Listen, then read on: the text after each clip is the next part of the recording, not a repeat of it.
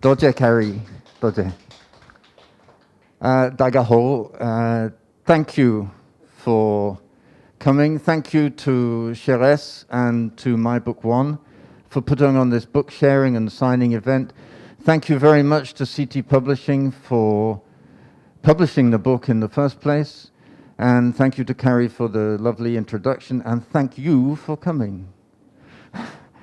And I think the best way to begin is to explain how this happened, because if you look at me, I'm not the typical author of a book in Chinese on diving in Taiwan. It's, as I said here, it's an impossible project. It started, if you like, here in Hong Kong. Many years ago, I lived and worked in Hong Kong, and I taught diving here. I taught people to scuba dive. And one of my students, her name was Tan Yiming.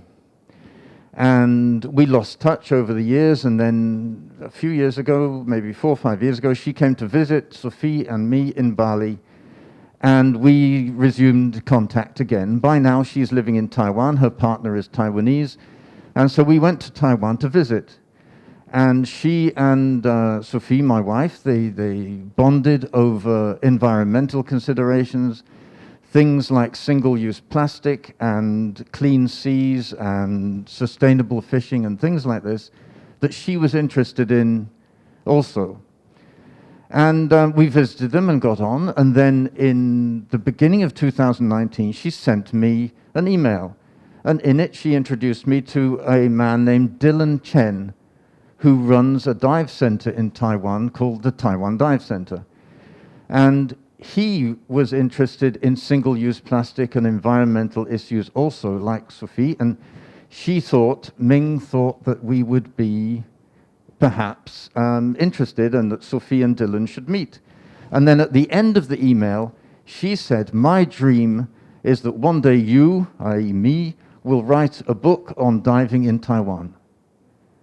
And that was it. And I looked at the email and I thought about it and I thought, well, maybe this is possible. Let me see what is on the internet, what has been published about diving in Taiwan before. And I looked, and of course I looked in English because that is my native language, and there was nothing. There was no information at all. If someone who did not speak Chinese wanted to dive in Taiwan, they had no means of knowing how to do it or where to go and what to do. So I did a little bit of studying, and I wrote back to Ming and I said, if you want to do this, I can do it. And then there was silence. Weeks went by, a couple of months went by, and I thought they'd forgotten everything about it, and then suddenly got an email out of the blue, and it was from Ming, and she said, it's all planned. It's all arranged. We're going to do it. When are you free? And so we made the arrangements, and we went to a dive show in Singapore, and we were going into the dive show, and we got a phone message saying, the Taiwan Tourism Bureau wants to meet you. So we went in and we saw the Taiwan Tourism Bureau there, and he said, I understand you have a project. And I said, well, it's not really my project. And he said, well, what are you planning to do? And I said, I don't know. I'm just the actor. You have to talk to the producer and the director about this and everything else. So in the end, they funded part of the project, and it was also funded by the Ripple Maker organization, which is owned by Ming, who was the spark for this whole plan, and Ping, her partner. And they had put together a group of people from all over Taiwan, people involved in diving, people who wanted to make a difference, people who wanted to show Taiwan diving to the world. And they recruited the incredible photographer Kyo Liu, who took all the underwater pictures that I'll be showing you here today. And also a guy named Peter Wu, who at the beginning, when the project was first announced, his job was cleaning the rooms in the hotel belonging to the Taiwan Dive Center. But Dylan Chen of Taiwan Dive Center, he knew that Peter had a dream to make films. and he had some experience making films. So he said, well, I would like you to come and travel with us and make the film and spend a month creating a movie. So we had the movie, and we had the photographer, and we had another lady who came along, and her name was Nicole, and her job, she represented the people who were financing the project. Because what they really wanted to do was make sure there was a book at the end of this. Their idea was not to finance a holiday for me and Sophie. They wanted to make sure there was a book. So I said to Nicole told me this, and Nicole said, you know, it's my job to make sure you do a book. I said, relax, there will be a book. Don't worry. So she relaxed, and she came diving too. And then the other people on the thing they were divers, they were dive masters, they were dive guides, they were instructors, they were business owners. The Taiwan diving community, a lot of people in the diving community in Taiwan were involved in this. So the photos and the videos I'm going to show you now are all from the month that we spent in Taiwan, traveling around and diving in all the diving destinations. It's now in Chinese, amazingly, because once it was in English, people in Taiwan looked at it and they said, hold on, we don't have a book like this in Chinese. We should make one in Chinese. And my wife is now translating it also into French and Dutch. So this book will go around the world, and the news of Taiwan diving will travel the world. And one day, when we can travel again, people may be able to go there and discover it for themselves. So this was the route. This is Taiwan, and if you can see on the northeast coast, we began in Taipei, and then we traveled all the way down south to Hangzhou in the deep south. Then we took a ferry across to Orchid Island, or Lanyu, in the east, and then we came back again, traveled up to Kaohsiung, took a plane to Penghu Islands, did some diving there, and then came back to Kaohsiung, took a boat from Kaohsiung to Xiaoluqiu, did some diving there, and then came back and traveled all across the island to Taitung, and then went out by boat to Green Island, and then back to Taipei. And we did all this in a month. And with a group of people, different personalities, but always a group of 6, 8, 10, 12 people. You'll see pictures of them later. And that was the route. And this is the movie of the trip. If I can find it, let me just put it on. Hey. Hold on, excuse me.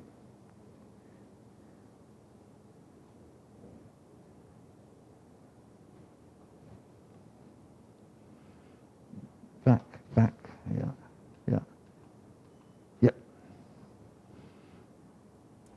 There we go. Enjoy the movie.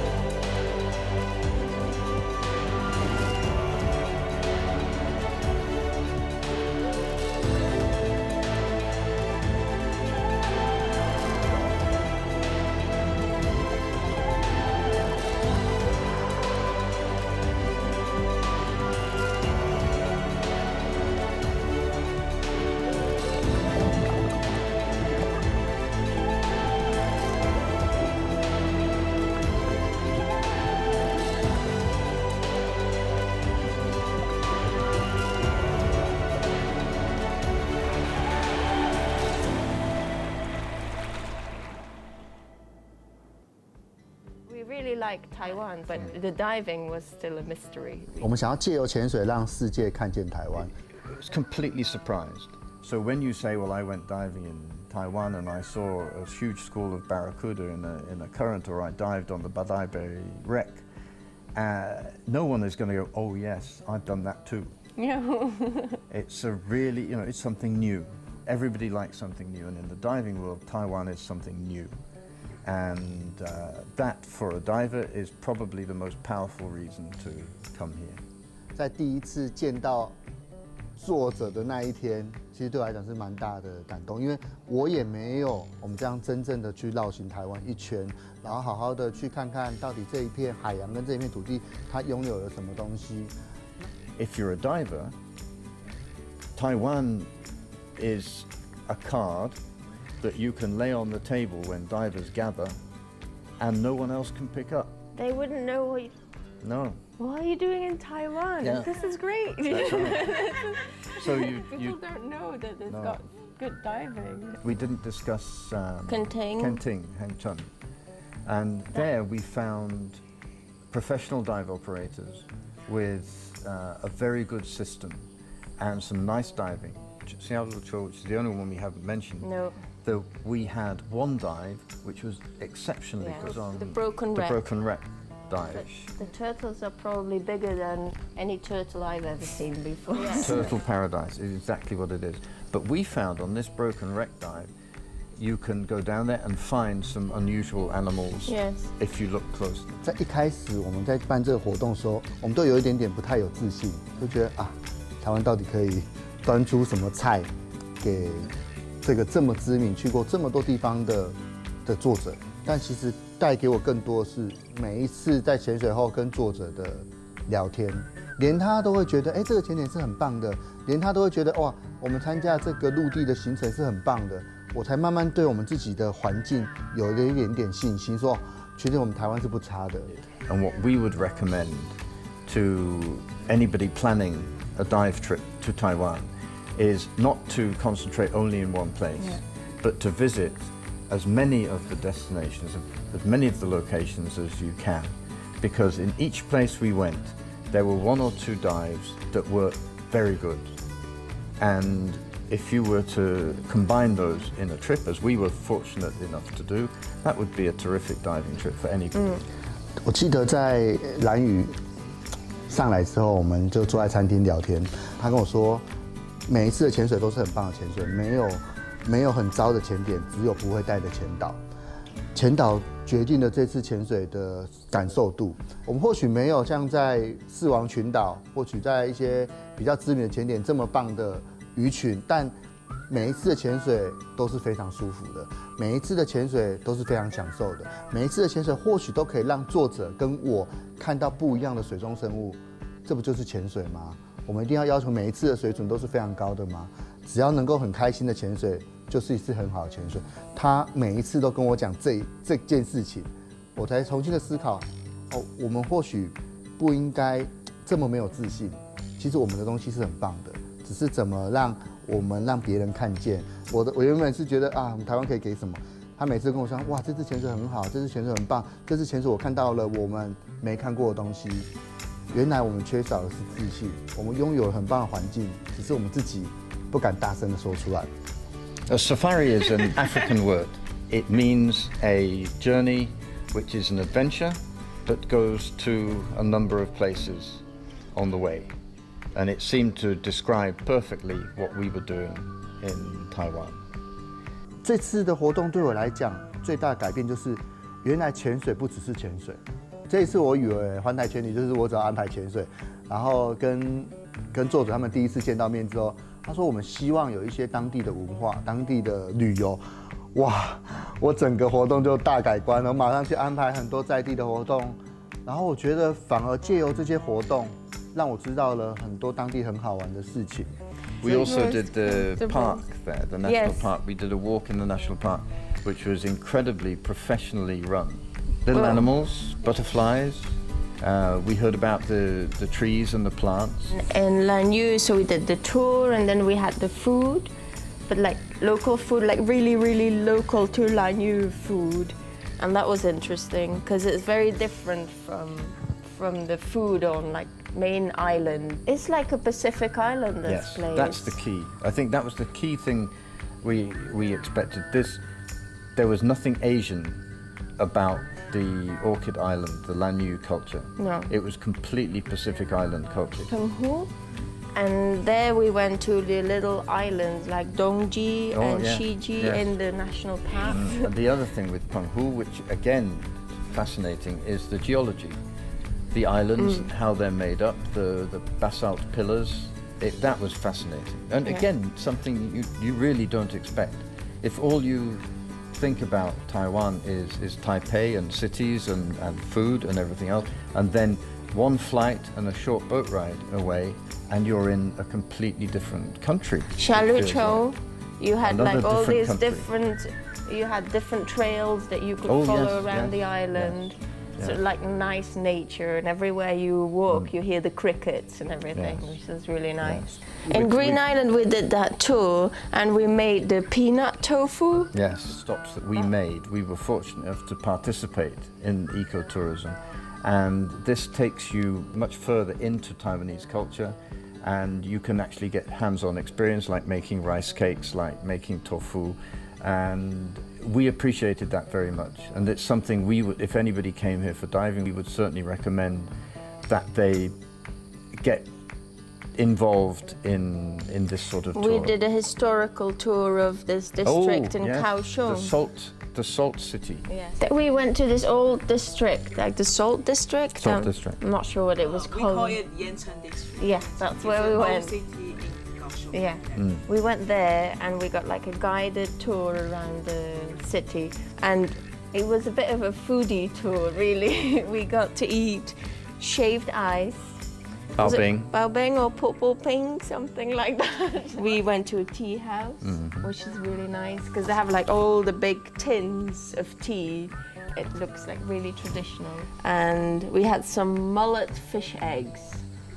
That's weird. I can understand. Yeah. And the tailor. Oh, we saw a tailor. We went into a tailor's shop.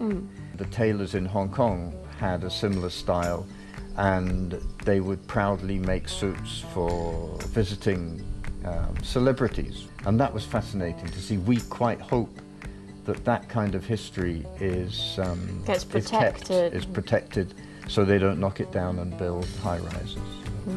这一趟的旅程，我们去了很多地方，然后我们也参加了很多在地的活动。我们到每个地方，我们去了解它的故事。有一个人跟我说过，其实我们台湾太习惯用自己的语言，然后说我们台湾很像是世界的某一些地方。其实我们应该要换一个角度，用国外的作者，用世界的角度来看看我们台湾到底拥有了什么很漂亮的东西。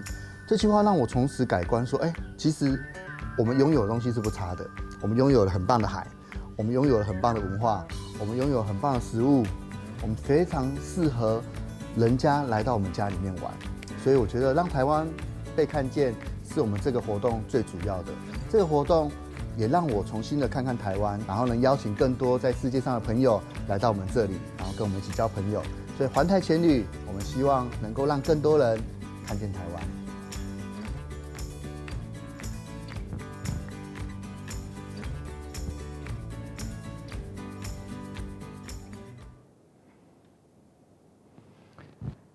So there we go. Makes you want to go to Taiwan, doesn't it? Today's video was very much concentrating on the cultural side of things, because what we thought was, if we're going to encourage people to visit Taiwan to go scuba diving, that's not everything. It would be such a shame if they visited such an extraordinary place and didn't benefit from all the other things they could do. And of course, if you're diving, you dive for 2 or 3 hours a day. You've got another 21 hours to spend, and so we concentrate on that too. So to recap, you can see here there are six diving areas. There's the northeast coast, and then moving down to the west you've got Penghu, and then further south Xiaoluqiu, then Hengchun, and then Orchid Island and Green Island. And in what I'll do now is I'll go through the 6 diving areas. We're going to concentrate on the diving now rather than on the land-based culture and things like that, but mostly on the diving. So why is it so good? The reason it's so good is because of the kuroshio, which is a Japanese word that means black tide. And the black tide is a current that comes up from the warm waters of the tropics in the Philippines And it comes up, and you can see how it passes the north of the Philippines, the northern islands, and then hits the south of Taiwan, and then goes to left and right, both sides, and you can see the direction of the current towards Penghu and past Xiaoluqiu on the west, and then to the east, Orchid Island and Green Island, and then it curves around the north to the northeast, and then it shoots up to Japan and beyond. But it means that Taiwan benefits from warm, clear water through most of the year, and the animal life, the marine life, is brought up from the tropical oceans to Taiwanese waters, and that's why you get such exotic creatures as you're going to see. So the first area we stopped is in the northeast coast diving areas. Now, all these places that I'll show in this section are a day trip from Taipei. You can stay in a huge capital city, and you can travel out in the morning, do 2 or 3 dives, and then come back to your hotel in the afternoon. And this is the most astonishing thing. So the dive sites that you see here and the pictures you see here are available to somebody staying in Taipei. They don't have to go anywhere exotic or remote, and it is quite astonishing. This was the first surprise we had when we went there and did the trip. There are the dive boats in the port city of Baozi, just north of Taipei. And then Secret Garden, which was the first dive site we went to. You can see the bay there is a sanctuary. You're not allowed to fish in it. It's for divers. The idea is to keep the fish life, the marine life, alive and allow it to grow and breed and everything else. And you can see the divers entering in the water down there. The entry with very slippery rocks, as I remember. But once you get underwater, you can see some amazing things, like these cuttlefish. And then this is a sea apple. Now, interestingly, we went diving in Hong Kong a couple of weeks ago, and we saw one of these in Hong Kong in the waters off Sai Kung. So there are creatures, wonderful exotic creatures living in the waters off Hong Kong too, not just in Taiwan and the tropics. And then you can see how beautiful the corals are and how clear the water is. And as I said, the amazing thing about this is the Taipei coastline. This is really near an enormous city. And, I think we took maybe 45 minutes, 50 minutes to get out from the center of town, from our hotel in the center of town, and we were on the coast. And you have schools of fish like this, and you've got porcupine fish. As I put it, this isn't Bali. This isn't an exotic destination. This is Taipei. It's impossible. And we showed this picture especially to people, professional divers and photographers, and they said to us, "Where is that? Where can you see porcupine fish gathering like this?" And we told them. They couldn't believe it. And then octopus, again, 30 minutes from the city center, and this is the sort of marine life you can come across. More cuttlefish having fun. And then further along the coast, a little bit further along the coast, this is Longdong Bay, and this is the dive center is called Heimei Elementary, from a school that is now long gone. And these are abalone beds along the seashore there, and you just walk in. You can see the divers in the water. And this is what they're looking for. This is muck heaven. Muck diving is a type of diving where you look for tiny, beautifully colored creatures that like living in the strangest, ugliest places. And these are the sort of creatures you can find, and they're absolutely gorgeous. The Americans call them critters.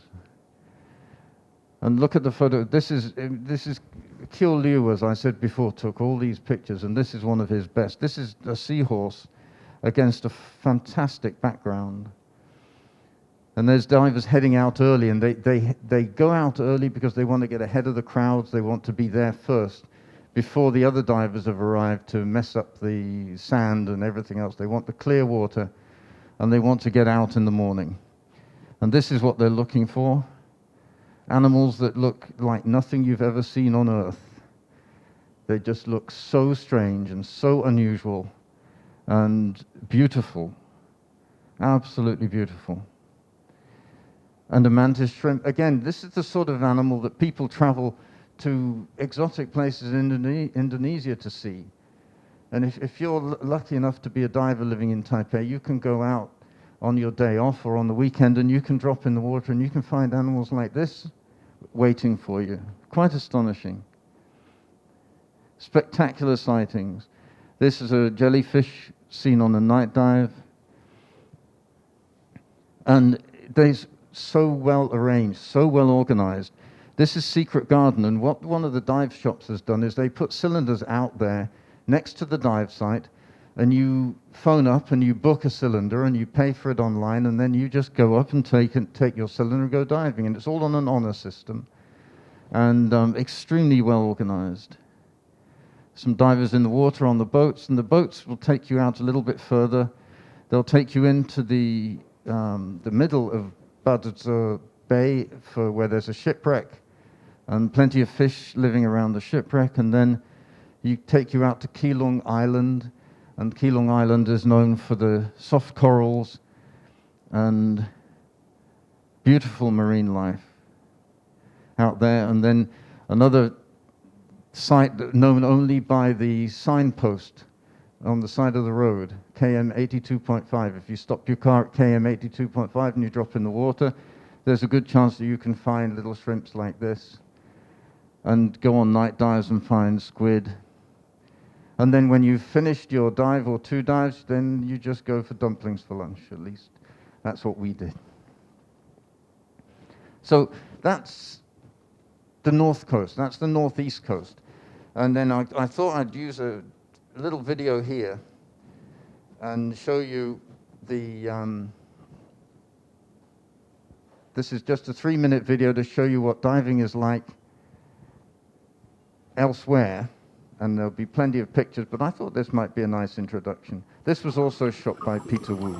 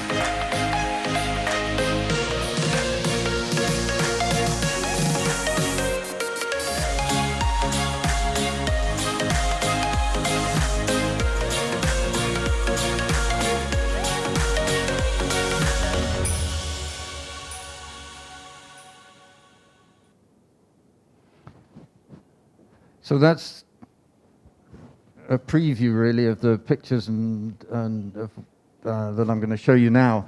And so from Taipei, we traveled down to Hengchun by rail, by train to Kaohsiung, and then by road to Hengchun. And this is, I call it the Hengchun Riviera, because this is basically where Taiwan people go on holiday. This is sun and sea and sand and beaches and vacations and all the rest of it. And the dive sites are marked by the stars. And you can see there's most of them a little bit far offshore. And so they're boat diving, 1, 2, 3, 5 are boat dives. And 4, 6, and 7 are shore dives, and the shore diving is just good. But on the way, we had to stop because we were just about to embark on a 1-month trip around the oceans of Taiwan, so we had to make sure that the goddess Matsu was looking after us all the way. So we stopped at the temple on the way and paid our respects. And then we went off. This is the Taiwan Dive Center Resort in Hengchun, which was the first place we stayed, and we'd go back there a couple more times. First-class, world-class dive resort with all the things that you'd need. They've got the canteen here, the amazing, no single-use plastic in sight, everything reusable, everything washable, everything sustainable, and exactly what we were looking for. There's the timetable for the day. Sun gets up at 6 and we have breakfast by 7, and we're on the way to the dive by 8. And that's where we go. The boat is waiting. This is the Taiwan Dive Center boat. And heading off for boat diving. There's some happy boat divers come down from the dive shop. And this is a typical Hengchun dive scene. Blue water, lots of fish, lots of interesting structures, lots of little caves and holes to crawl through, lots of marine life. Mountains in the sea, an amazing visibility. You can see for forever. Fantastic blue water. And warm water. We'd have 28, 29 degrees most days throughout this whole trip. And then this is a beach dive on the west coast. And again, you can see the water's very clear, and the topography is little canyons running out from the shore. More octopus wandering around waiting for you. And then these are batfish. They call them batfish, and this is the adult batfish in a school, and this is a child batfish, a juvenile batfish, not in a school, amazingly. The little ones don't go to school, but the big ones do. But the little ones are much more beautiful than the big ones. Pygmy seahorse, this little guy is about half the size of your thumbnail and incredibly difficult to find, but once you found it, absolutely beautiful. One of the most beautiful things you'd ever see. And these pygmy seahorses are everywhere in Hengchun, and later you'll see also in Green Island. This is something that Taiwan has in great number. And also the animals that you don't usually see. And I put this little sequence together because, so this is a leaf scorpion fish, and it's quite unusual. If you see this on a dive, you're pretty happy that you've seen a leaf scorpion fish, and we'd find leaf scorpion fish all over the place in Hengchun. But then you've got things like this. This is a clown frogfish. And the frogfishes are really hard to find. And you get people traveling a long way to see a frogfish, and yet there you go, off the beach in Taiwan, you've got one of these guys, incredibly rare. But that's not all. You can have things like this. If you see a sargassum frogfish as a diver in your lifetime, it's something you remember forever. They don't even look like fish. This is not like an animal you've ever dreamt of. Yet there it sits, and you can see how easily you could swim right by it without realizing it was a fish. So that's already very strange. But then you have something that is so unusual that it's hardly ever seen, because these little things live way out in the deep ocean. And what they are, they're tiny little creatures that are extremely poisonous because they eat jellyfish. And they eat jellyfish, and as they eat jellyfish, they assimilate the venom from the jellyfish. So when you pick one up or when you touch one, when one touches you, it's like being stung by a jellyfish, but 100 times worse, because it's every bit of venom of every jellyfish they've ever consumed. And it's tiny, it's only about 2 centimeters long, yet every year, at one day of the year, the tide brings in some of these to the shoreline at Hengchun, and every diver in Taiwan immediately is informed by WhatsApp and Facebook and everything else that they've appeared again, because they're only going to be there for 24 hours, and after that they're gone. But these are incredibly rare, and yeah, quite astonishing. So you've got bigger fish as well, and you fish in schools, and we stopped in Hengchun for about 4 or 5 days and did a few dives there, 12, 15 dives, and then we took the ferry from Hengchun across to Orchid Island, or Lanyu, in the middle of the Pacific Ocean, just to the east. Took about an hour on the ferry to get there. There's a little map showing the diving areas, a few dive sites in the north and also in the south, which means that no matter what the weather's like on Lanyu, there's always somewhere to dive, and that's sheltered from the wind and the currents. And when you arrive, this is what you see. This is at the dock, and you've got these incredibly green mountains, and again, it looks like you've gone to another world. It's the wild Pacific Ocean out there, and the shore dives take place crossing lava flows. So you have the undergrowth that's grown above the lava, because this was all volcanic. Lanyu and Green Island are both the residue of volcanic activity from a long time ago. So this is us heading into the water on a shore dive. And of course, all the dive sites are named after fantastic creatures. There's lots of dragons, there's lots of goddesses, and in this case, there are 2 lions. Everybody can see there's 2 lions because you are all Chinese people. You see lions everywhere, and this is how it is. And this is Lanyu diving. Let me see if I can get the video to work here. And this is just one dive out of many that we did.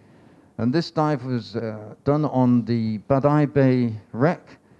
It was filmed by Jeff Wang, who is starring in the video, and you'll see his face throughout, but it's spectacular.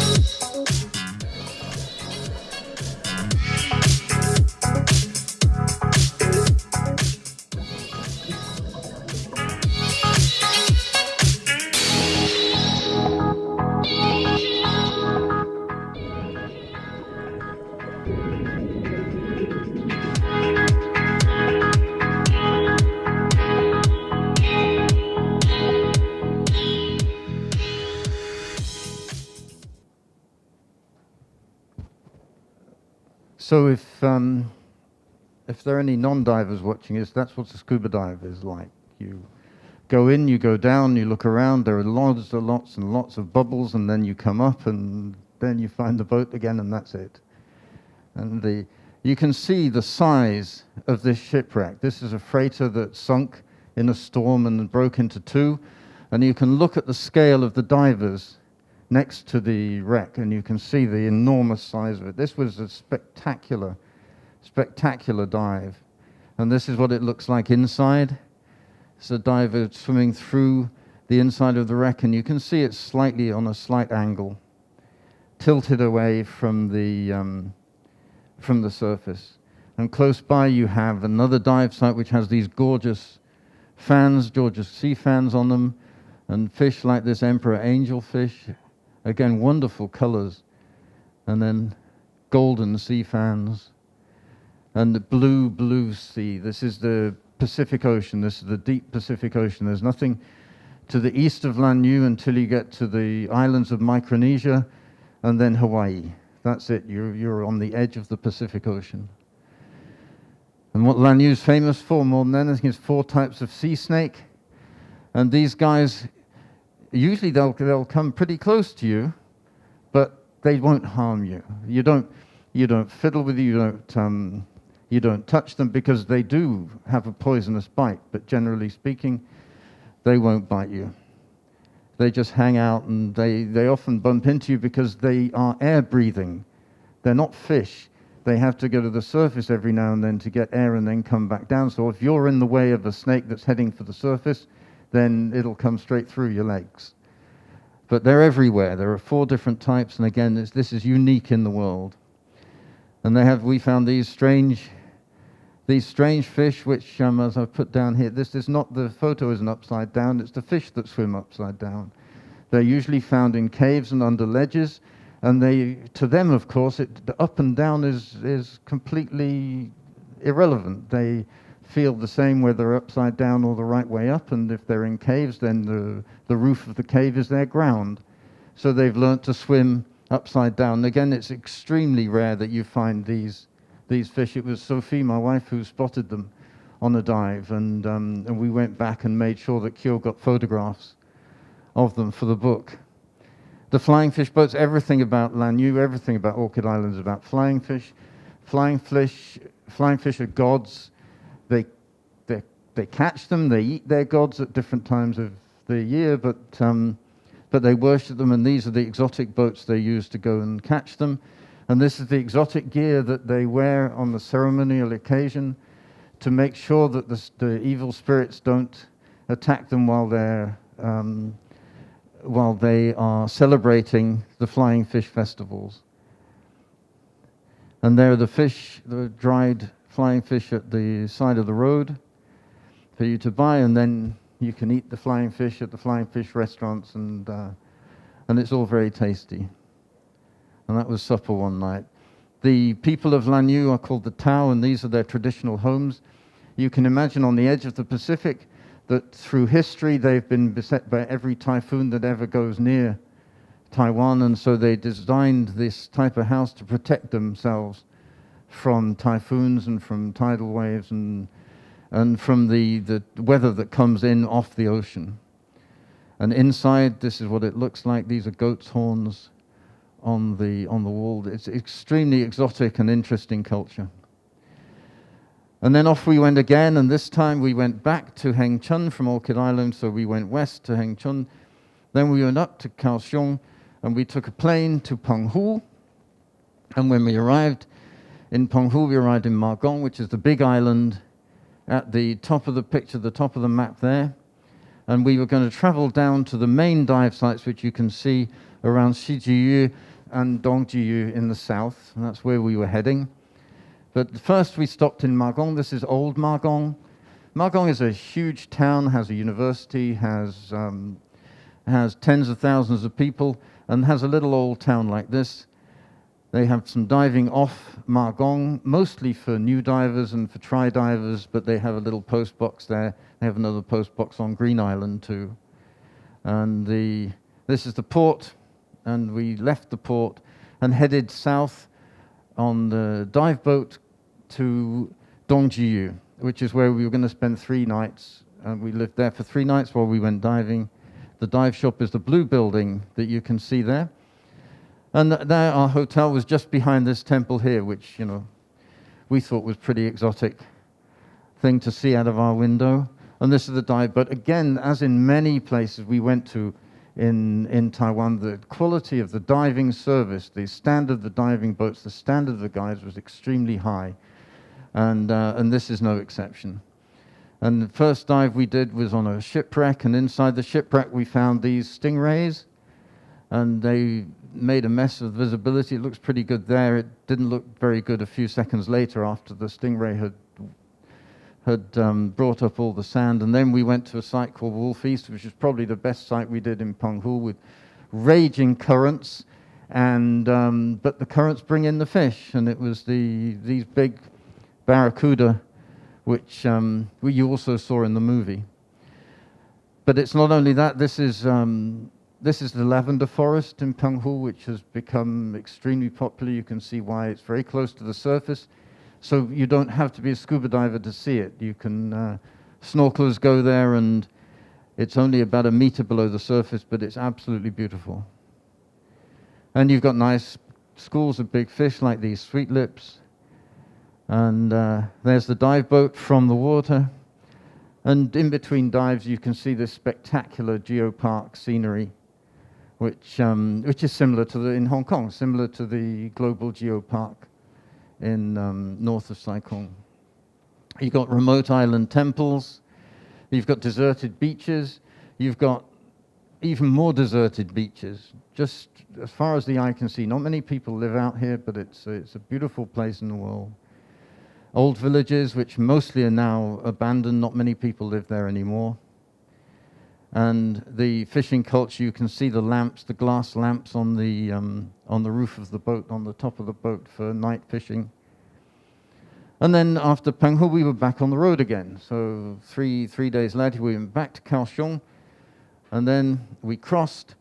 Then we went took a boat from Kaohsiung and down to Xiaoluqiu.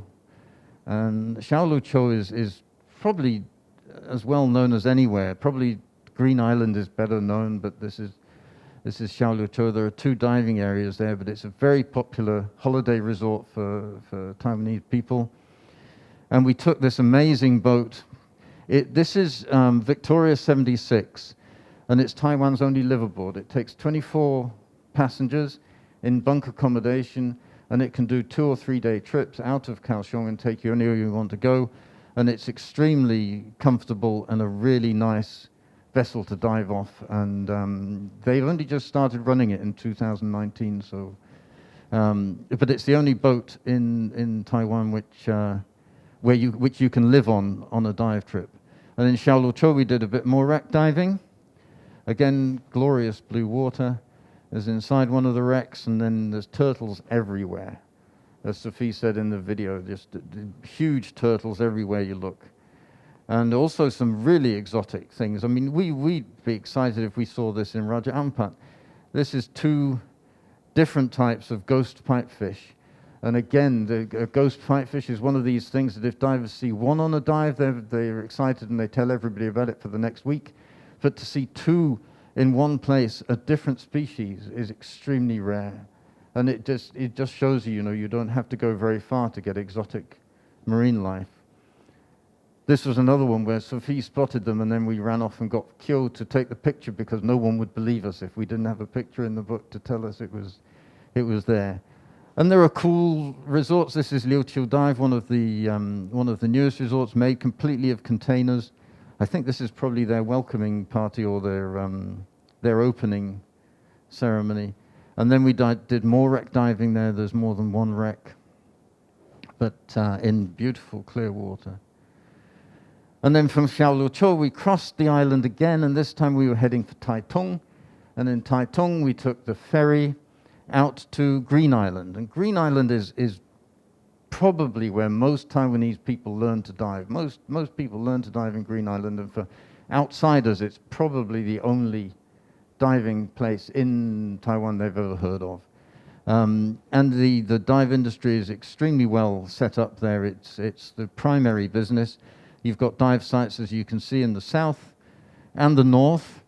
Again, very smart dive boats and very professionally run organizations. And I'm going to leave this next picture up here so Alice can take a picture of it, because this is the Taiwan dive gear. It's made in Taiwan. It's a Polish company that has all their equipment made in Taiwan, and we made a point of using this equipment on the trip because we thought it was appropriate. And then this is the classic Green Island selfie. Everybody who dives in Green Island has a picture taken by the Golden Heart. It looks better in the pictures than it does in real life. It looks a bit sad and rusty, as you can imagine, in real life, but it's there. And then you've got a bit of cave diving at Da Bai Sha. Again, unusual fish, tiny exotic little fish that you would not usually get to see, but you can find. We found this one in a place where hundreds of people a day do tri-dives and swim right over it without even noticing it. And yet there it is, sitting there, this incredible little baby mimic filefish. More small stuff, pygmy seahorses again, as I mentioned before. I think Green Island alone has 4 different types of pygmy seahorse. And then pom-pom crabs. This little crab, you can see on the end of it's got two arms, and on the end of each arm is an anemone, a stinging anemone, and the crab uses the stinging anemone as a weapon to anyone who comes close and wants to eat the crab. It fights it off, so we call it a boxer crab or a pom-pom crab. And then incredible nudibranchs, incredibly exotic marine life. And you've got to, I must say, these look more exotic than they do live because of the quality of Kyolo's photography. And but absolutely superb, not only macro, but you've got blue water and lots of fish. This is the classic crocodile rock, they call it. Turtles there as well, like in Xiaoliuqiu. And plenty of fish on the reefs. Giant sea fans, big fish too. These are trevally. And then even more amazing macro, another one of these incredible things that you don't look real. They don't look real, and it's all there. And the reason that Green Island became famous was because of hammerheads.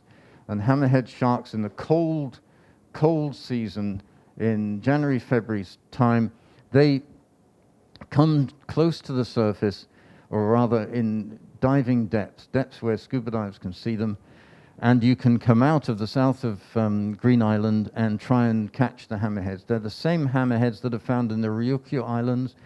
Yonaguni has hammerhead diving, and they think it's the same population.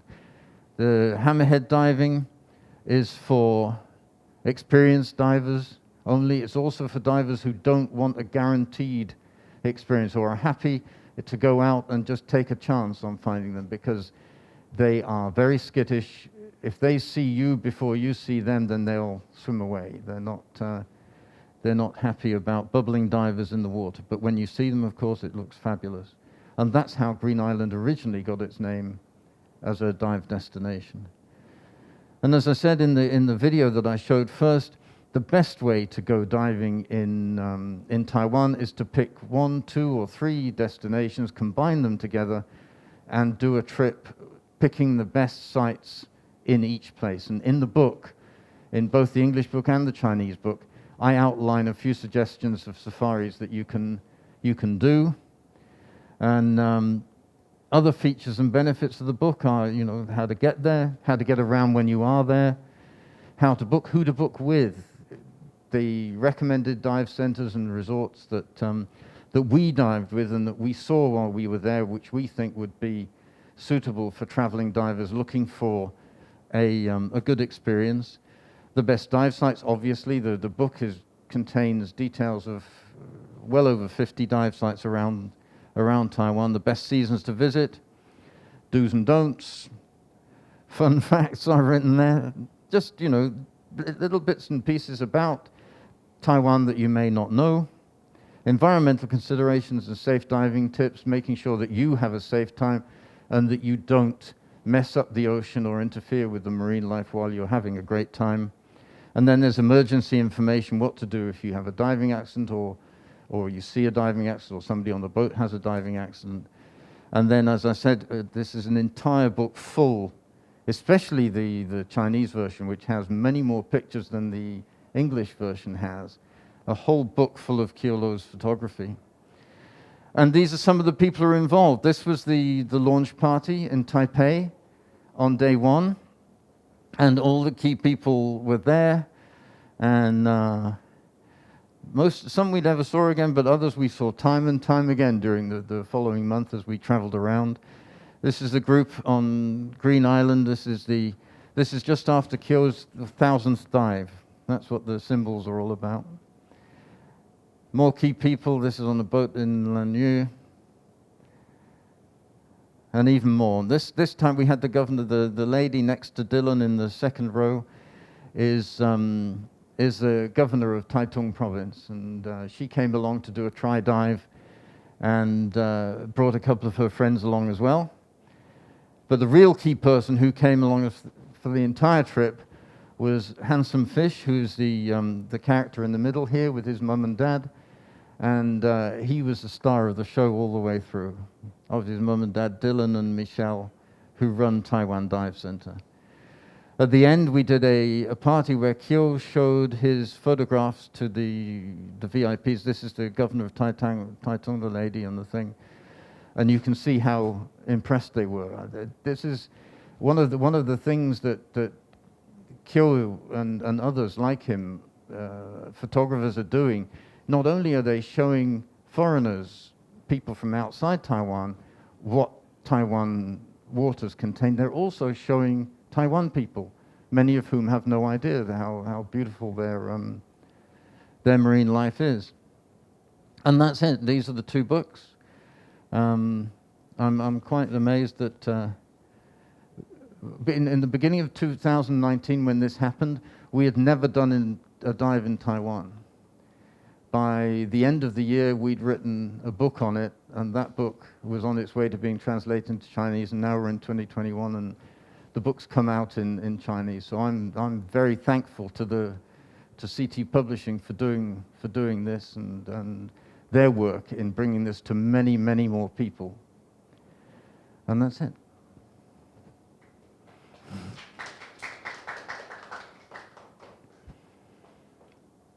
Any questions, Shiraz? 佢潛水最深潛到幾多米？ How many meters deep have I dived? This one of the things I did when I was younger. There was a trend in the 1990s to sports divers diving using gases other than air. So whereas on normal air dives, people dive to 40 meters, and usually that's the maximum depth for a sport dive, which it should be, using a single cylinder and air.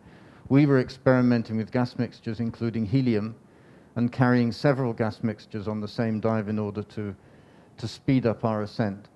So in those days, we would dive to 90 meters on a regular basis, and sometimes we would do excursions to 120 or 130 meters. And there are people now, sport divers now, using rebreathers and using open circuit scuba and diving regularly to those sort of depths. So in the last 30 years, where the area of the ocean where divers could penetrate has expanded to almost, well over double what it was before. And these are exciting times to scuba dive.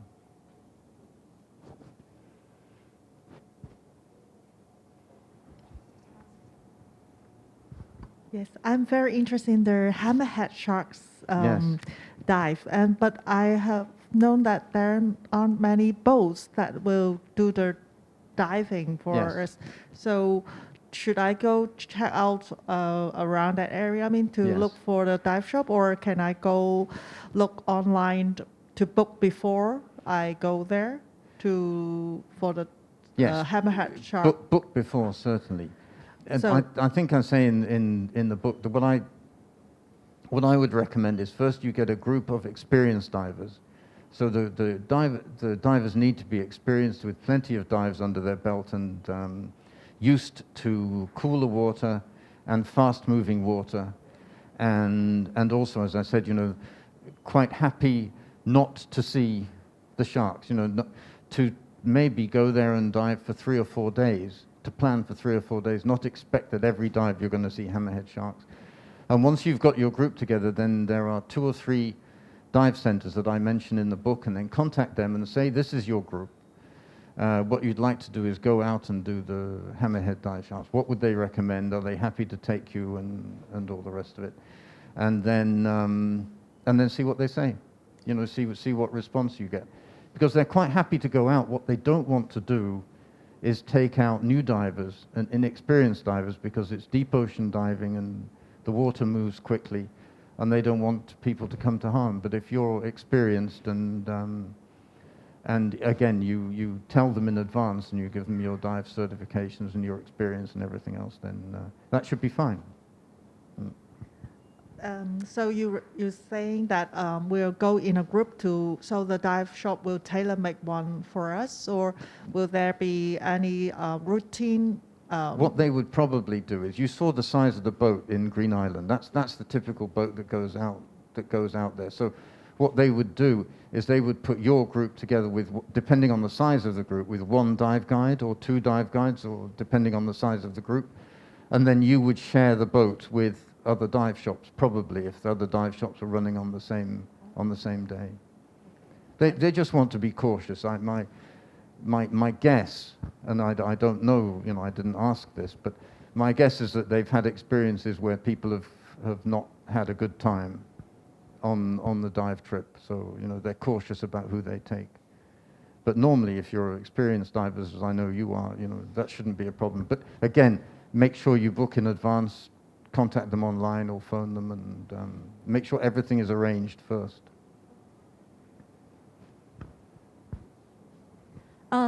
Among these 6 islands, which island amazed you the most? Or if some Hong Kong people go to Taiwan to do their first scuba diving, for example, which island will you suggest them to So be the first diving spot? You mean somebody who is an experienced diver, or not Not so experienced. so? In that case, Green Island. Green Island. Green Island. They're very used to taking people who don't do much diving or have never dived before. And as I said, Green Island is where most Taiwanese people do their first dive. And so they're extremely experienced at doing this. And if they're well experienced, should they go for the hammer shark, that one, or the other islands? No, I'd pick Orchid Island. Okay. I'd pick Lanyu because of the variety of the diving. You saw that incredible shipwreck, and it's extremely exotic. It's again, it's off the beaten track, and as an experienced diver, that's what you're looking for. You're looking for something a little bit more exciting and with fewer divers. Not many divers make it out to Lanyu, so you won't be sharing the ocean with too many. You could see, I think, there that even in the pictures, I try to not use pictures with lots of people in them, but Xiaoluqiu and Green Island are definitely more popular destinations. But yes, Orchid Island, Lanyu, I would recommend. This book is about Taiwan diving, and here we are in Hong Kong right now. Yes. And can you share with us what is the difference between diving in Hong Kong and Taiwan, or anything amazed you in Hong Kong under the water? Hong Kong's not bad. It really isn't. It's not bad diving at all. It's not.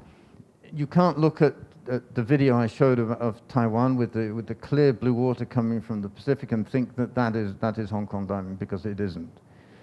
But the sort of dives that we would get in the northeast of Taipei, where you saw that there was a lot of smaller, beautiful creatures living in that area. It's not a particularly beautiful landscape underwater, but you can see these little creatures, and you can certainly do that here in Hong Kong. And that sort of diving is easily available anywhere. You know, we went out with friends a few weeks ago, and we went out in off Sai Kung, and less than an hour's boat ride out from Sai Kung, we had a couple of great dives, plenty of marine life to see, and the water was warm and the visibility was okay, and we had a good time.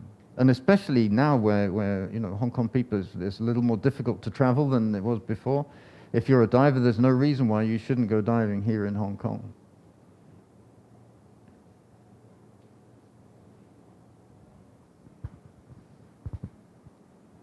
咁好多謝 Simon 今日同我哋分享咗好多關於台灣潛水嘅優美之處啦。咁thank you Simon for sharing with us the spectacular view of underwater in Taiwan.